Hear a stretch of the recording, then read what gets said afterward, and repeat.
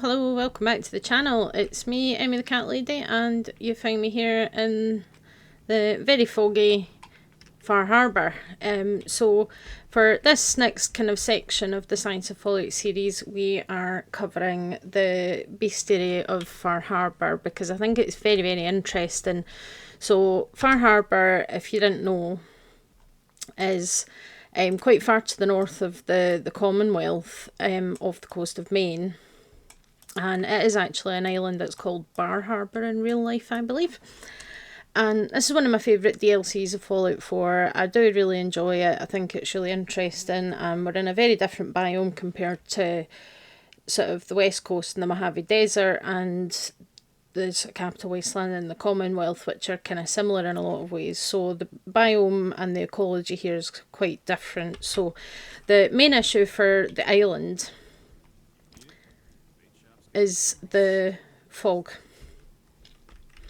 So the island has this really thick radioactive fog that has been spreading across the island, and Dima, who is one of the kind of experimental synths, has provided Far Harbour with these fog condensers that condense the fog into, well, condensed fog obviously, but they keep the fog away from the sort of habitated areas, so where people are actually living, and allows the islanders to actually survive on this island because the radioactive fog is proven to be quite deadly and quite dangerous.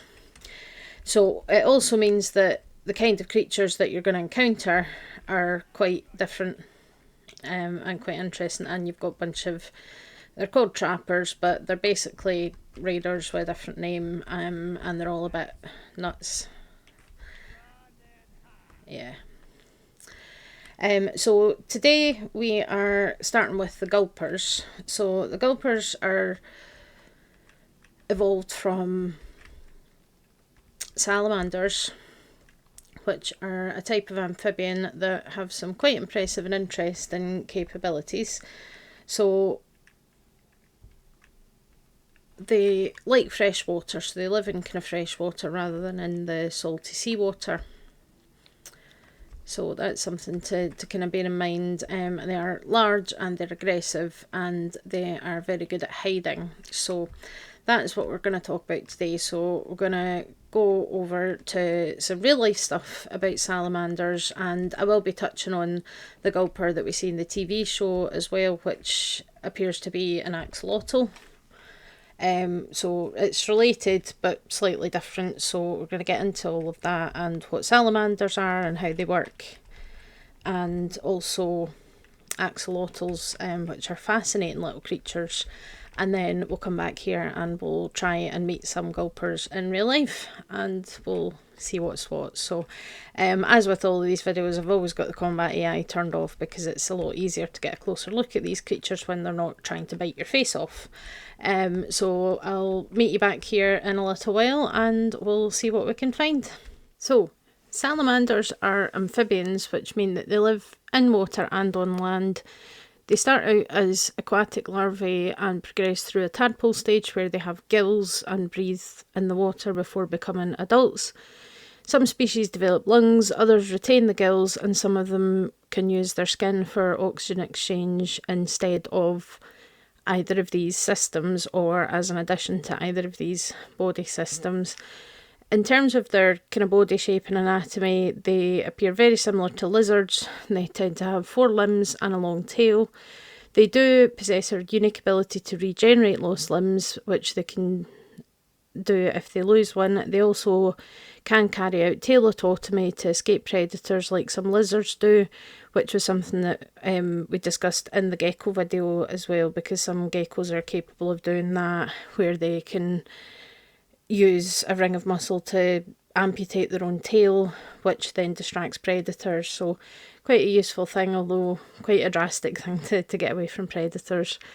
They do also produce a mucus layer which makes them slimy and slippery to handle, and some species do produce tetrodotoxin, which is the same kind of toxin that pufferfish produce, which is why fugu sashimi is dangerous if it's not prepared properly, as made famous by an old episode of The Simpsons.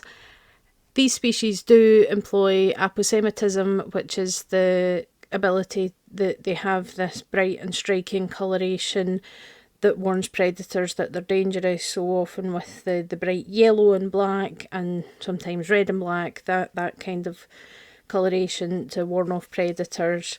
They can't vocalise and they don't have ears, but they can still hear using what's called an opercularis system, which involves two small bones and a muscle that detects vibrations. They generally communicate with each other using pheromones and scent marking, and their vision is adapted for darkness, but they can see into the ultraviolet range of light, so they can see ultraviolet, which is something that humans are not capable of doing. So salamanders are opportunistic predators, and they will eat any animals of suitable size for them to catch, which tends to be insects. There are cases of cannibalism noted, and larger species may also eat small mammals, fish and crustaceans. Maine is well known to have a lot of species of salamanders present, including the spotted salamander, the eastern red-backed salamander and the northern two-lined salamander, so they would be a native species to the freshwater of the state of Maine. But before we get back into the world of Fallout, I'd like to touch on the origin of the Gulper that's in the TV show. We know it came from Vault 4, where they were studying radiation-resistant species and mostly aquatic species, as well as hybridising them with humans to make humans more radiation-resistant.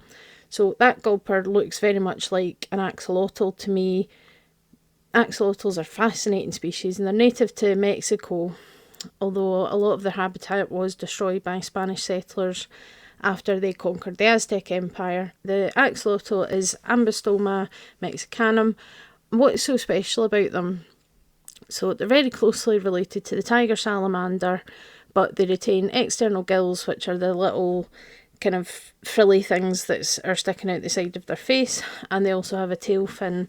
So they're neotenic, which means that they basically reach the juvenile stage of their life cycle and then remain in that juvenile state. And they do have very, very small teeth, but they don't really use them for much. Like the salamanders, they tend to just swallow the food rather than biting, or they gulp the food, which makes sense when we see them in Fallout and they're called Gulpers. So this neoteny means that they don't go through the final metamorphosis stage to live on land, and this is caused by a lack of TSH, which stands for thyroid stimulating hormone, which is a hormone that's produced in the brain, and that stimulates the thyroid gland to produce thyroxine, and that hormone, among other things, is what stimulates the final metamorphosis into the adult stage. However, the axolotls, despite still being juvenile, they're still able to breed and reproduce.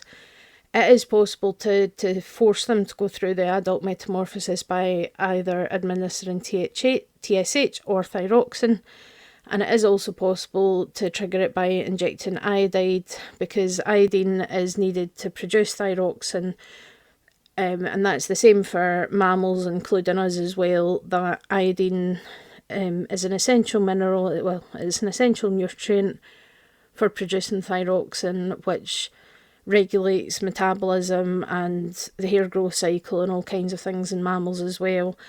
But you can trigger the metamorphosis by injecting the iodide into the axolotls, and they become a salamander that looks very much like the tiger salamander. But because they remain in this juvenile state, it means that they do have a lot of capacity for regenerating lost limbs and that kind of a thing. So in kind of human culture and mythology, salamanders were believed to have been created from flames, because often they would sleep inside rotten logs and then they would run out of the fire when the log was put in a fire. So people believed that they were born from fire. So the ability to regenerate lost limbs has been studied extensively to figure out how it happens. The hope would be that this could be useful for repairing spinal cord injuries, brain injuries, and reducing things like scarring and fibrosis after surgery. There we go. Hello. We've found the Gulper. So in the game, Gulpers are quite big, as you can see. Look at the size of this bad boy compared to me, and very slimy looking, so you know that's delightful. So they will basically charge at you kind of like death claws do, and they kind of keep their head low and they'll try and dodge when you shoot, and they'll attack by biting. So you can see they've got a row of teeth there, not massive, but they could still do some damage. But they will also use their claws, and sometimes they'll slide into you and basically try and tackle you. They do have the capability to throw cars. Again, similar to the death claws, but not quite as powerful, although this guy here, this is a Gulper devourer, so they're the kind of strongest variety.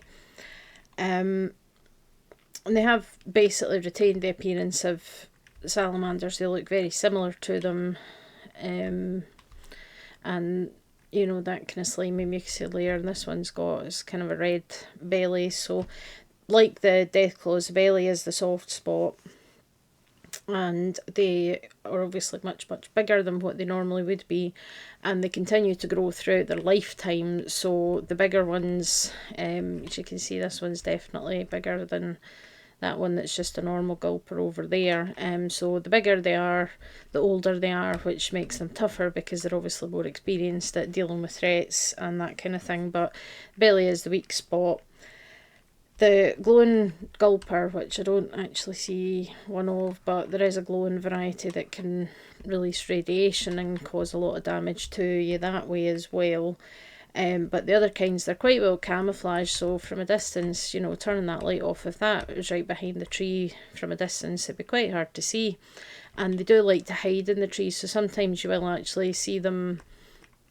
You might see, like, there's some bits there where you can see there's like kind of moss or something hanging off the tree, so sometimes the Gulpers will be hanging in the trees and they'll basically drop down as you walk past. So something to be aware of, that they do have these kind of ambush tactics. And we see from the TV show that they have absolutely no issue in attempting to eat a person. And they are also found in Appalachia and Fallout 76, which also tracks because salamanders are quite common in that part of North America. So it kind of makes sense, same as there's quite a few species that are found in and around Maine as well. So yeah, here's the Gulpers. And the one in the TV show, as I mentioned, is based on an axolotl, and axolotls are related to salamanders, but they retain that kind of juvenile state, so they don't fully kind of metamorphise into an adult salamander, which is really interesting. I have dealt with a couple of axolotls and a small number of amphibians in my career as a vet. They're not easy to work with because they're not easy to handle. Their skin's quite delicate and it can't be allowed to dry out, but they're quite slimy. Because they produce this kind of slimy mucousy layer in their skin, which means that they're slippery and they don't tend to like being handled, so they're not easy to deal with. But the regeneration ability is pretty cool, and they are a dangerous threat in Far Harbour. Not quite as strong as the Deathclaws, but they're still powerful and aggressive enemies to fight off. I do really like their design and how they dodge attacks and things, and it's nice to have something different to make you realise that you're not in Massachusetts anymore. But let's just see. So, can't get to the belly, but the belly would do more damage in theory. Let's see. Oh, yeah, and then where's your pal? So one of the interesting things about the Gulpers, given the name, so the way salamanders eat is they don't really use their teeth, they just kind of inhale their food. But you can see this one's got 2 silver bowls, a cooking pot and a plastic plate, so taking table manners to the extreme, that just eating all the all the stuff. So that's quite funny. And where did the big guy go? There it is. So you've got bottle caps and a cooking pot. So the one thing you find with the Gulpers when you kill them is that they always seem to have random things inside them in their inventory. And again, that's quite well reflected in the TV show with the Gulper there, that It spits out a whole bunch of stuff. Obviously, they were interested in Willzig's head, and it swallowed Lucy's boot, but it also swallowed a whole bunch of other random items that aren't strictly food. So yeah, interesting little creatures, and I say salamanders and axolotls particularly, I find them really, really interesting. I know a lot of people do keep them as pets. They're not cuddly pets like you'd expect from a cat or a dog or anything. They don't tend to like being handled, but they're very, very interesting little creatures. So yeah, I do quite enjoy that we've and again, having a bit of kind of biodiversity, and the fact that, you know, you go to a totally separate place in this DLC, and when you do that, you find creatures that you don't find anywhere else. Makes sense to me, and keeps things interesting and fresh, that we're not just seeing all the same things over and over again. Like there's an angler hanging around down there. Oh, gosh, I forget how much the scope on this gun sounds, but yeah, so the anglers will be one that we talk about soon as well. They're very strange creatures, but I like that, and I like having the variety. So what do you think about the Gulpers? Did you learn anything that you didn't know today? Any interesting new facts? Let me know your thoughts in the comments, and I'll see you all next time. Bye.